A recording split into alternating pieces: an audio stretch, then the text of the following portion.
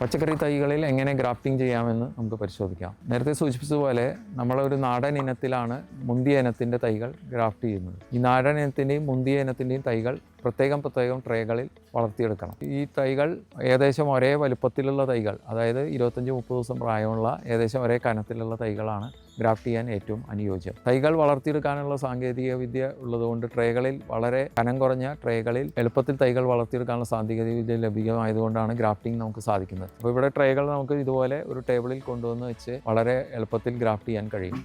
പച്ചക്കറി തൈകൾ വളരെ കനം കുറഞ്ഞതും എളുപ്പത്തിൽ മുറിഞ്ഞു പോകുന്നതായതുകൊണ്ട് ഗ്രാഫ്റ്റ് ചെയ്യുമ്പോൾ വളരെയധികം ശ്രദ്ധിച്ചില്ലെങ്കിൽ നാശനഷ്ടങ്ങൾ കൂടുതലായിരിക്കും. അപ്പോൾ നമ്മൾ തിരഞ്ഞെടുത്ത നാടൻ ഇനത്തിൻ്റെ തലഭാഗം വെട്ടിക്കളയുകയാണ് ചെയ്യുന്നത്. തലഭാഗം വെട്ടിക്കളഞ്ഞ് ഏകദേശം പകുതിയോളം ഉയരത്തിൽ വെച്ച് തലഭാഗം വെട്ടിക്കളഞ്ഞ് അതിനെ നെടുകെ പിളർക്കുന്നു. ഒരു ബ്ലേഡ് ഉപയോഗിച്ച് നെടുകെ പിളർത്തിട്ട് സയോൺ ആയി ഉപയോഗിക്കുന്ന മുന്തിയ ഇനത്തിൻ്റെ തൈകൾ മുറിച്ചെടുത്ത് രണ്ട് ഭാഗവും ചെത്തി തയ്യാറാക്കി വെച്ചിരിക്കുന്ന റൂട്ട് സ്റ്റോക്കിൽ ഇറക്കി വെച്ച് ക്ലിപ്പിട്ട് കൊടുക്കുകയാണ് ചെയ്യുന്നത്. ഈ ക്ലിപ്പാണ് ഈ നമ്മൾ ഗ്രാഫ്റ്റ് ചെയ്ത് വയ്ക്കുന്ന മുന്തിയ ഇനത്തെ അതിൽ ഹോൾഡ് ചെയ്യുന്നത്. ഈ ക്ലിപ്പോട് കൂടിയ തൈകൾ പിന്നീട് മിസ്റ്റ് ചേമ്പറിലേക്ക് വയ്ക്കും.